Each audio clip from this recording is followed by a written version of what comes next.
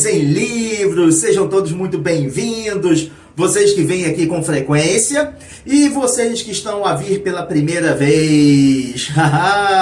Já viram que eu estou muito empolgado, como sempre em todos os vídeos, mas especialmente neste vídeo de hoje sobre literatura de cordel. Essa importantíssima literatura. Quem é que não aprecia aquelas pequenas histórias típicas do Nordeste brasileiro?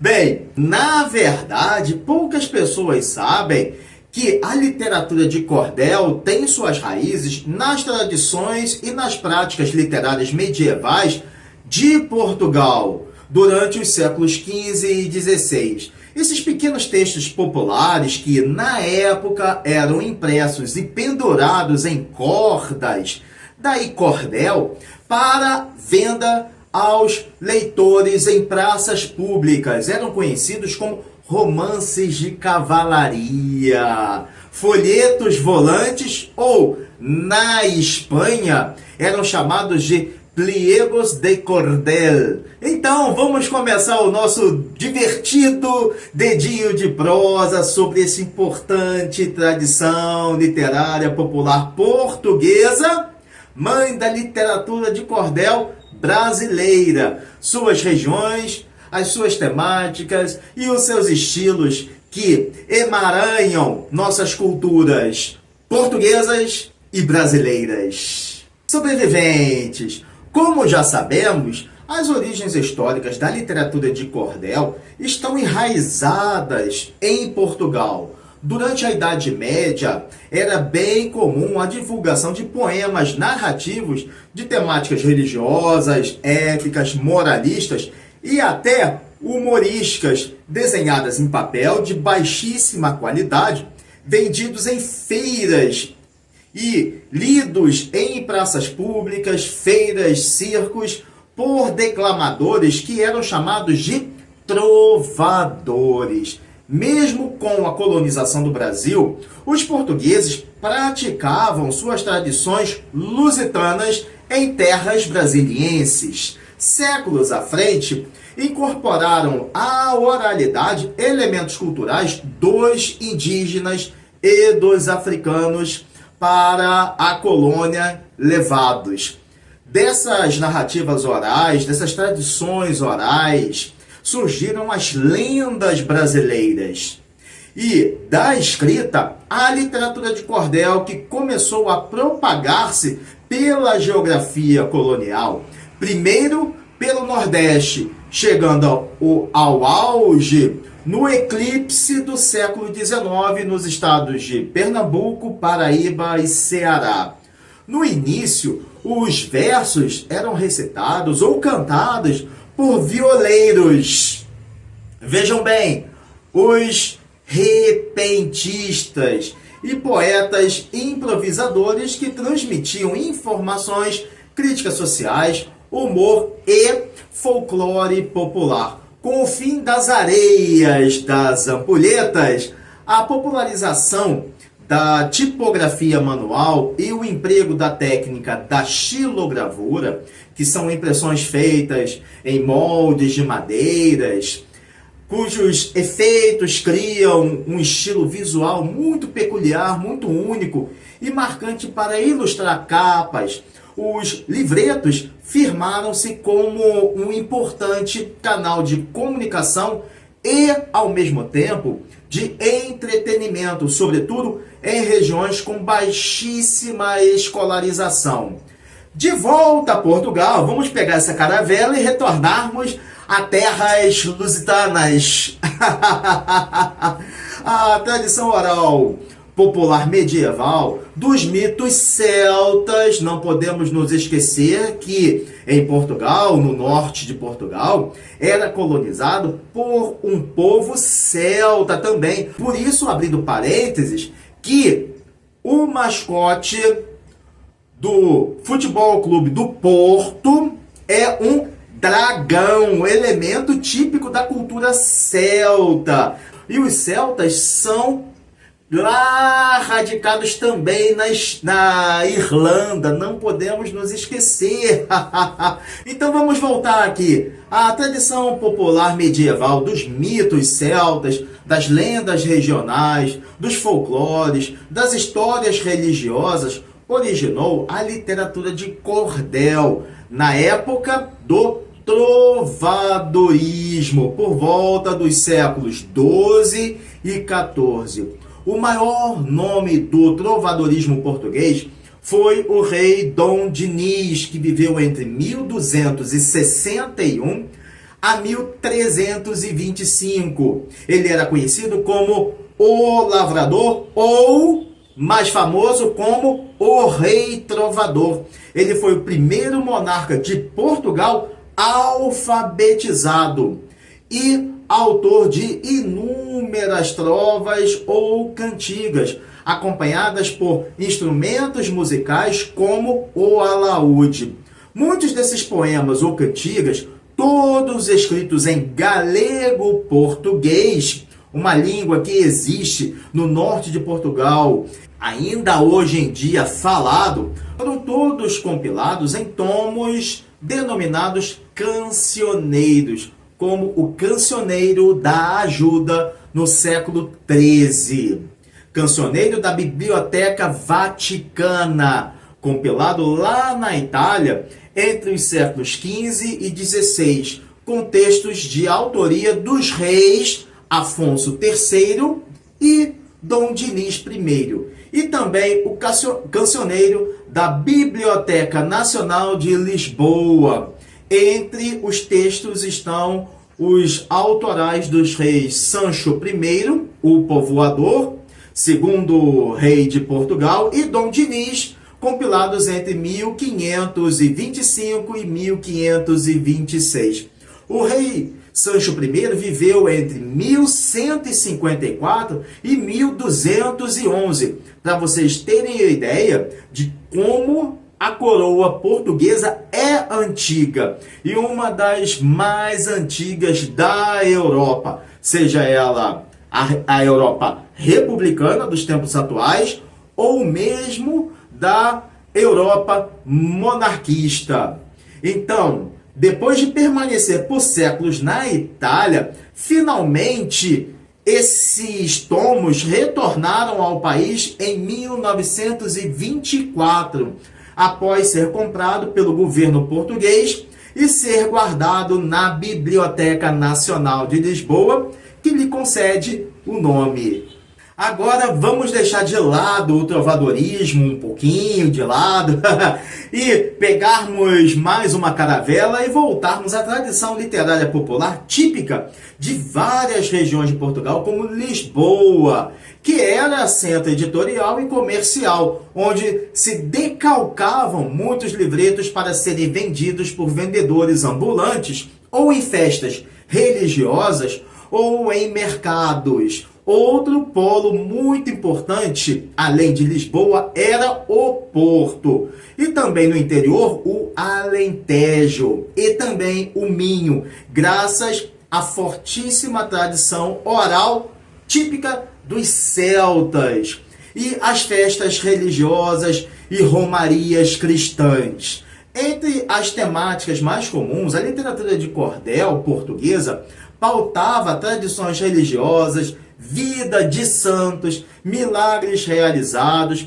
parábolas bíblicas e moralidades cristãs. Além, é claro, de temas históricos e épicos, feitos de cavaleiros em batalhas medievais, conquistas mouriscas, amorosas, dramáticos romances de casais separados por guerras, diferenças sociais ou tragédias.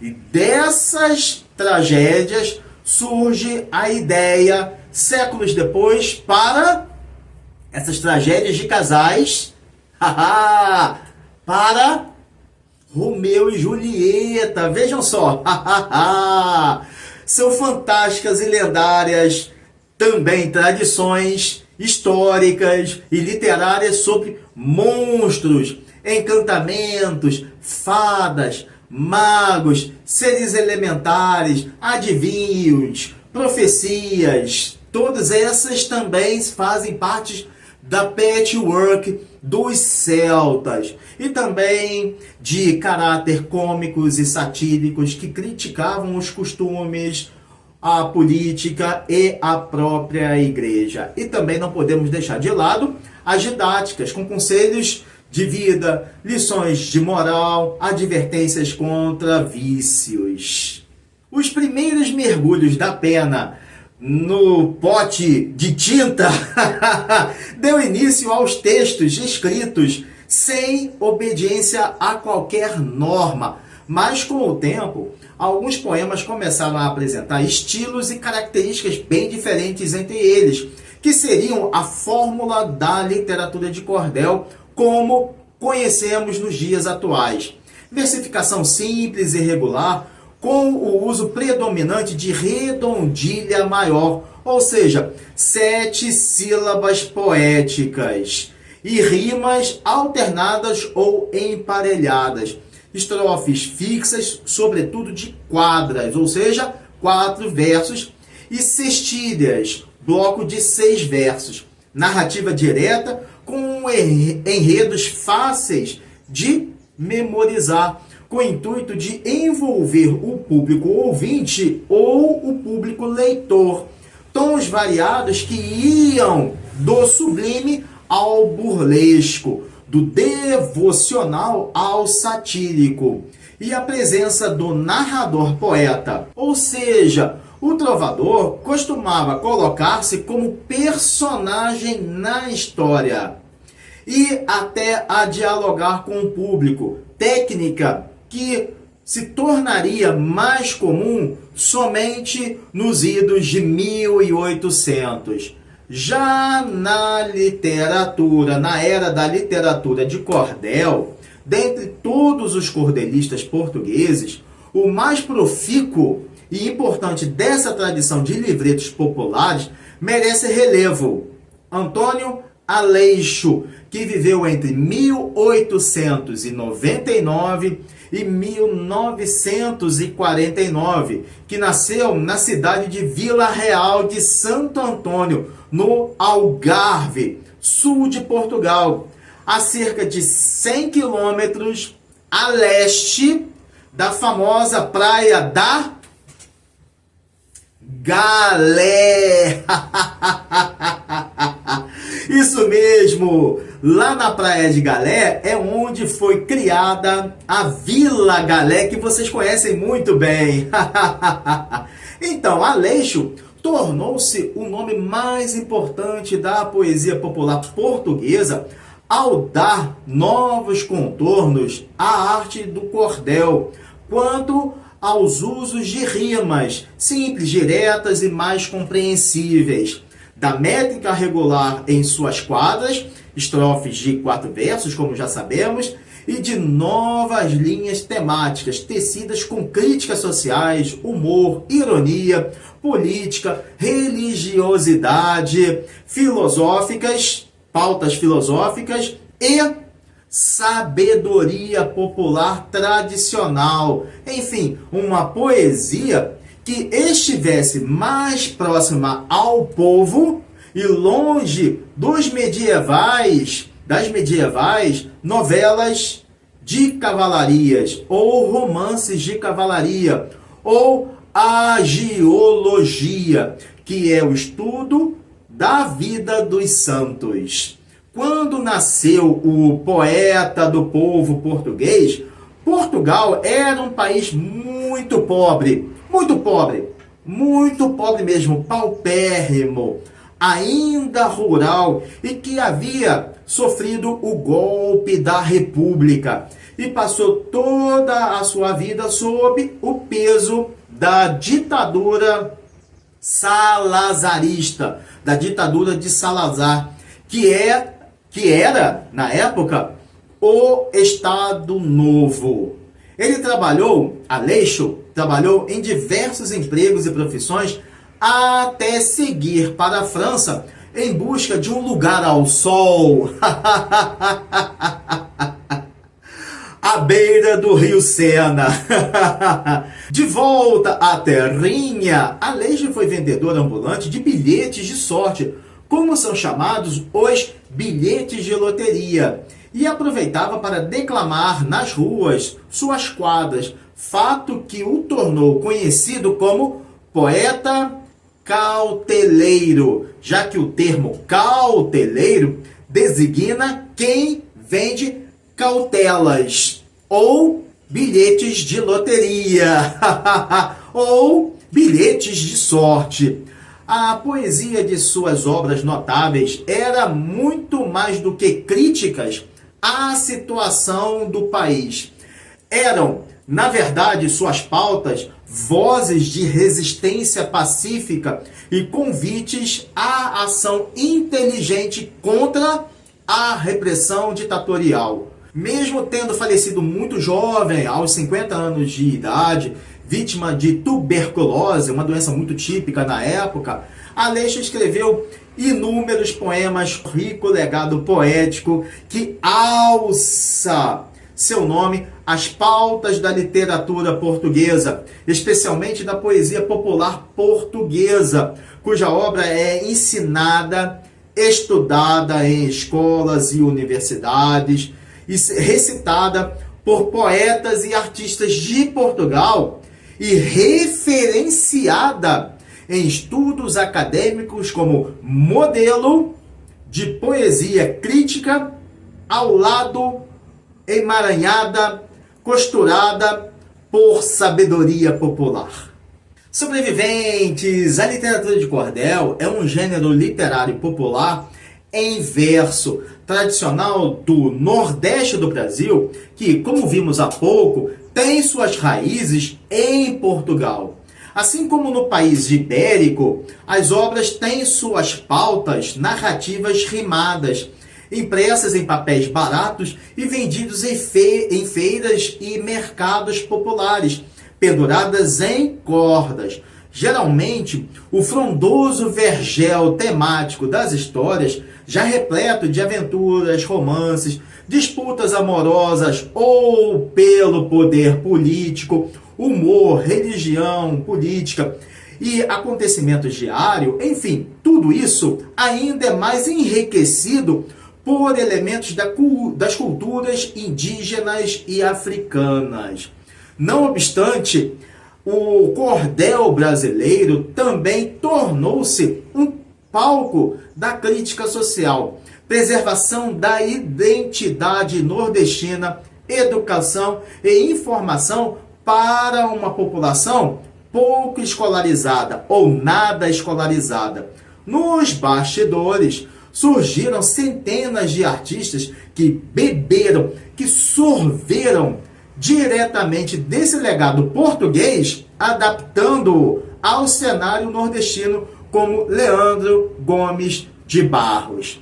Antes de continuarmos, vale a pena fazermos um retrato de como era o Brasil quando apareceram as primeiras quadras. A literatura de cordel foi semeada com a chegada dos portugueses para a colônia para residirem. E abrindo um parênteses aqui, diferente do que muitas pessoas acreditam, muitos acreditam que o Brasil foi uma colônia de exploração. E isso é muito importante deixar registrado, porque pouco acesso temos ao pensamento português sobre como a coroa via o território do Brasil à época.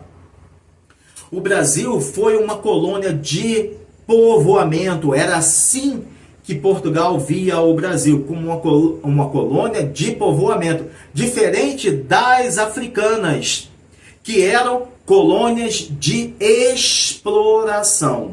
Angola, Moçambique, São Tomé e Príncipe, Guiné-Bissau, Guiné Equatorial, Cabo Verde, todas elas eram colônias de exploração. E por que eu falo que a coroa portuguesa via o Brasil como uma colônia de povoamento? porque de todas as colônias, e até Timor-Leste, de todas as colônias, o Brasil foi a única que teve uma divisão de seu território em capitanias hereditárias. E esse fato já comprova que a colonização do Brasil foi por simplesmente povoamento. Os nobres que estavam presos tiveram um julgamento revisitado pelas autoridades, pelo sistema judiciário da época.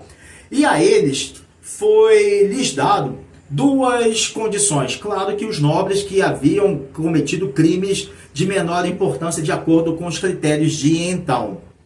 Eles poderiam continuar na prisão em Portugal ou serem perdoados e seguirem para o Brasil. Se viessem para o Brasil, se aceitasse a segunda opção, eles iriam perder o título de nobreza, mas receberiam uma patente de capitão. Daí a origem do termo capitão ou coronel nessa região do Nordeste, que é muito típica até hoje. Ao receberem essa patente, receberiam as terras, as capitanias hereditárias, ou seja, se ele recebe aquela terra passaria administrativamente para os seus herdeiros. Isso comprova que o Brasil era visto pela coroa como uma colônia de povoamento. Exatamente a ideia de povoar a região contra outros reinos, como o reino espanhol, o reino francês também, o reino holandês. Povoando o Brasil, a tomada da terra estaria impedida por esses outros reinos. Assim, a coroa portuguesa dividiu todo o território nordestino em capitanias hereditárias. As pessoas começaram a colonizar aquela região, enquanto isso, na África, vejam bem, os criminosos mais perigosos, esses sim, foram destinados para a África e lá permaneceram como representantes da coroa. Entretanto, aquelas pessoas tiveram, se fossem nobres, se foram nobres, se eram nobres, perderam o título de nobreza e não receberam nenhuma patente militar. Eles simplesmente receberam o perdão. E interessante que aqueles que estavam na África não puderam retornar nunca em tempo algum a Portugal. E se o fizessem, eram considerados piratas. Vejam só, enquanto que os nobres que perderam os títulos aceitando ir para o Brasil, esses poderiam retornar a Portugal após um período estabelecido de acordo com os critérios da época. Então, essa ideia de exploração só vai acontecer em 1755, quando ocorre o terremoto em Portugal, em Lisboa, que destruiu muito da cidade. E o Marquês de Pombal começou a aumentar os impostos e criou-se, então, o Santo do Pau Oco. Ah, mas e o termo devolvam o nosso ouro? Bem, vamos analisar a situação. Quem poderia pagar impostos na época? Somente os fazendeiros, a elite ruralista, que era dona de minas de diamante, minas de ouro e outros commodities como cana-de-açúcar e café. Essa elite pagava os impostos. E quem não pagava? Obviamente, toda a população. Leiteiros, padeiros, alfaiates, sapateiros, enfim, todas essas pessoas não pagavam os impostos. Então a tributação caía em cima da elite ruralista que, com a tributação de Marquês de Pombal, e diga-se de passagem, não é uma pessoa muito benquista em Portugal, ele tributou em 20%, ou seja, 1/5 do ouro extraído e do diamante extraído no Brasil. O que a elite ruralista fez? Começou a sonegar os impostos. E daí surgem santos do pau oco, porque eles, dentro de estátuas de madeira vazias, colocavam ali o contrabando do ouro para garantir-lhes a não tributação de total daquilo que era extraído das minas. Eles apresentavam, digamos assim, um balancete totalmente diferente daquilo que era retirado. Claro também que aquilo que era produzido, parte daquilo que era produzido nas capitanias hereditárias, pelos administradores, que eram os capitães, ia para Portugal. Uma parte ficava no Nordeste brasileiro e outra parte seguia em caravelas para Portugal. Eles eram os administradores portugueses em solo brasileiro. Hoje, todos nós pagamos impostos, vejam só. Mas vamos voltar para cá. Somente a partir do século, lá pelo final do século XIX, ao longo do século XX, o jardim floresceu nas regiões rurais do Nordeste, testemunhando o fim da escravidão em 1888, o golpe da República no ano seguinte, 1889, a chegada de italianos, alemães e japoneses e demais imigrantes de outros países, o êxodo rural urbano, a consolidação da identidade nacional, entre outras mudanças que forjaram o Brasil. Logo no início, o cordel teve aceitação, desde as pessoas com menor educação formal até entre intelectuais, políticos e artistas, por seu caráter natural de voz cultural e mecanismo de preservação da oralidade nordestina, por transmitir valores, lendas e críticas sociais de maneira muito divertida e, claro, envolvente. Quadras e poemas inteiros eram lidos ou memorizados para serem declamados em alto e bom som nas noites enluaradas, ao crepitar das fogueiras, em rodas de amigos e familiares ou cantados por repentistas e violeiros. Assim nasce a música sertaneja brasileira. Vejam que maravilha! O que é muito típico também em regiões de Goiás, Mato Grosso e São Paulo, pois os bandeirantes foram entrando pelo Brasil afora, levando as suas tradições. E é por isso que a Rede Bandeirantes tem este nome. Só que nem tudo são flores. O fértil terreno da literatura de cordel.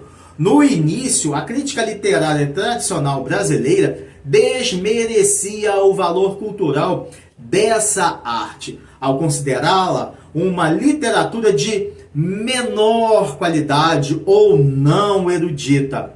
Após quase ter que fazer a transposição do Rio São Francisco para irrigar as mentes mais conservadoras, somente pela segunda metade do século XX, o cordel passou a tocar o triângulo na atenção de folcloristas, literatos, críticos literários, linguistas e antropólogos em seus estudos acadêmicos.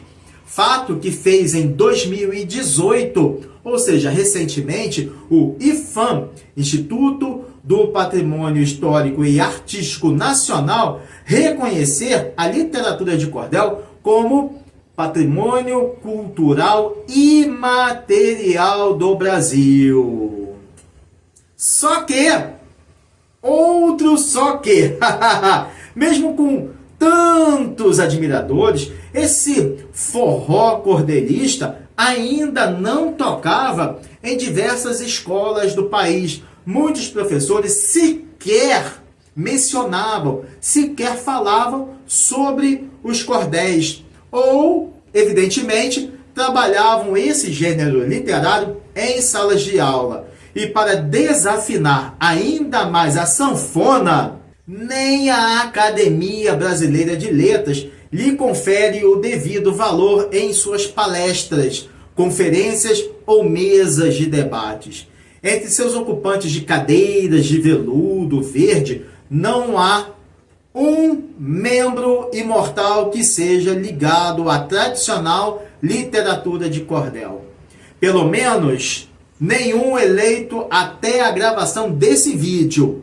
E eu não acredito que vá haver alguém. E antes que alguém levante a pena, o escritor pernambucano Ariano Suassuna foi membro da ABL, mas não pode e nem deve ser considerado cordelista, tão somente por ter escrito a famosa peça teatral O Alto da Compadecida. Ainda que o dramaturgo tenha lançado mão de elementos cordelistas em sua obra, nesta obra, ou tenha sido voz na defesa e na divulgação da cultura popular nordestina, sobretudo através do movimento armorial, criado pelo próprio Suassuna em 1970 para difundir e fundir a própria cultura nordestina à arte erudita, todos esses atributos não fazem dele um escritor típico cordelista. Os textos de cordel são escritos, como já sabemos, em uma estrutura bem básica, em cestilhas, com métrica, rimas regulares, e apresentam uma característica artística muito peculiar que faz parte do imaginário popular tanto de portugueses quanto de brasileiros. São ilustrados por xilogravuras. Porém, diversos artistas cordelistas criam e desenvolvem seus próprios estilos, tanto para a escrita quanto na escolha de temas. Entre os nomes que mais se destacam estão o poeta popular e cordelista Patativa do Assaré e o primeiro grande escritor da literatura de cordel do Brasil, referência por suas célebres obras, o próprio Leandro Gomes de Barros. Começou a aparecer entre o fim do século XIX e o início do XX, em uma época de turbulências iniciadas com o golpe da República contra o Brasil Império. Ricas tradições religiosas e culturais populares, rara acessibilidade à educação escolar e gravíssimas desigualdades sociais, principalmente no norte e no nordeste brasileiros, que começavam a se assustar com uma tempestade, não de água, já muito escassa naqueles tempos, mas um caos chamado cangaço, que viria décadas depois a ocupar as páginas dos livretos como tema. No caso da água no Nordeste, há um detalhe importantíssimo que pouquíssimas pessoas sabem. O Império Brasileiro, vejam só, o Império Brasileiro governado por Sua Majestade Dom Pedro II tinha planos, croquis e recursos financeiros, isso mesmo, tinha dinheiro para realizar, vocês sabem o quê? A transposição do Rio São Francisco. Vejam só, hoje, mais de 130 anos depois, 136 anos depois do golpe da República em 1889, o país não tem sequer planos para a urgente transposição que fica abandonada em obras públicas intermináveis ao custo de trilhões de reais desperdiçados a céu aberto. Cabe essa reflexão.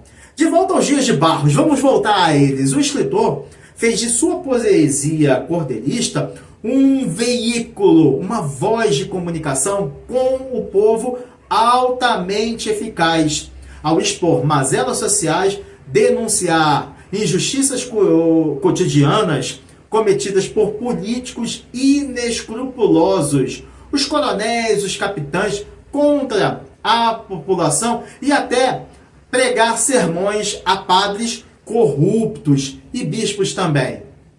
Sua vastíssima produção literária conta com uma soma impressionante de mais de 200 textos, muitos dos quais em circulação até os dias de hoje, que se tornaram clássicos memoráveis, como o romance do João da Cruz, a história de Juvenal e o Dragão, o Dinheiro e o mais famoso cordel brasileiro da história, o Pavão Misterioso. Uma história de amor e aventura de Evangelista e Creusa, com direito a uma estranha máquina voadora em forma de pavão. Por essas e por outras, os cordéis sempre fizeram sucesso entre o público que os comprava em feiras, mercados e pequenas cidades do sertão. Se no passado foi ignorado ou subestimado pelo público letrado, hoje Barros alcançou o status de pai da literatura de cordel no Brasil, um apropriado influencer para os poetas populares nordestinos. Sua arte fez a literatura brasileira categorizar o cordel gênero literário e não um reles poema oral ou improvisado, com seus textos representados no teatro, na música, no rádio e na TV brasileira. Sobreviventes, aqui cabe uma curiosa investigação sobre como é atualmente a produção da literatura de cordel em Portugal. Embora não tenha o mesmo apelo popular como no passado, a tradição ainda encontra suporte em projetos culturais como um processo de resgate e valorização, uma vez que há grande preocupação por esse tipo de literatura não mais despertar interesse entre os escritores contemporâneos. Por tal razão, o cordel é objeto de recriação artística, pesquisas em centros universitários que se debruçam no estudo da história do cordel português e sua relação com o cordel brasileiro, e preservação histórica em instituições como a Biblioteca Nacional de Lisboa, que guardam em seus acervos raros exemplares de livretos de cordel muito antigos. Poucos poetas e cantadores populares, principalmente os do interior, ainda produzem versos à moda dos antigos livretos, com músicos e cantadores a manterem a tradição do desgarrada, que é um improviso cantado, semelhante ao repente no Brasil, e também da música tradicional portuguesa, típica das regiões do Minho, Trás-os-Montes e Alentejo, representada em festas religiosas ou seculares. E apesar das dificuldades enfrentadas, há inúmeras iniciativas culturais e educacionais, como oficinas e feiras literárias sobre cordel e poesia oral. Projetos escolares que ensinam a estrutura do cordel para estimular a criação poética entre os miúdos, crianças e jovens. Exposições artísticas sobre a técnica da xilogravura, jograis de poesia popular e produção de livretos artesanais. Mas tem um mais, que tem sido o trunfo de todos os envolvidos no movimento de revalorização dessa arte em Portugal.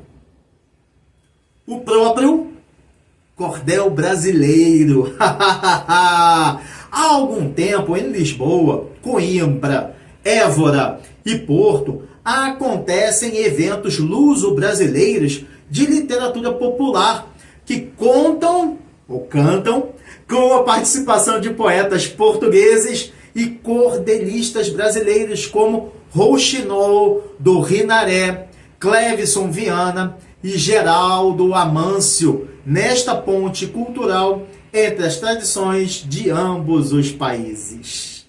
Sobreviventes. A literatura de cordel, além de sua riquíssima história, é frondosa em curiosidades, como seu intrigante nome cordel, oriundo do costume de pendurar os folhetos em cordas após as impressões para secarem e depois serem vendidos em feiras religiosas típicas das cidades da terrinha. A obra adaptada para filmes e séries, O Alto da Compadecida, no ano 2000, a adaptação da peça de Ariano Suassuna, é um exemplo dessa literatura. Telenovelas como Cordel Encantado, de 2011, um amálgama de fantasia, romance e elementos da cultura nordestina, com estética e narrativa do cordel. Documentários, O Romance do Vaqueiro Voador, de 2014, sobre a história de um vaqueiro que vira personagem de cordel. E o cordel moderno, do canal Futura, sobre cordel no contexto contemporâneo, em escolas, redes sociais e saraus. E músicas de cantores populares famosos como Zé Ramalho, Elba Ramalho e Alceu Valença, que abusam do ritmo, da narrativa e da simbologia do cordel em suas letras e melodias. Sobreviventes! Esse foi o nosso dedinho de prosa sobre um dos mais tradicionais e culturais gêneros literários, cujas raízes estão na criatividade de reis da Idade Média de Portugal, de cujas sementes flores frutificaram frutos que podem ser saboreados do solo do Nordeste brasileiro. A literatura de cordel. Embora esse simpático gênero narrativo, rimado, impresso com a técnica da xilografura em livretos, tenha perdido a audiência em Portugal, sua alma renova-se no coração da poesia popular oral, na educação, na performance artística e na relação afetiva e cultural com o Brasil, que ajuda no resgate da literatura popular em Portugal. E vocês? Já tiveram contato com a literatura de cordel? Creio que sim. Então escrevam aqui nos comentários. E também se conheciam essa história riquíssima, maravilhosa, desta simpática literatura. Bem, isso é tudo, pessoal. Desejo saúde, paz, harmonia, leveza na vida e uma presença divina a todos vocês. Um forte abraço e valeu!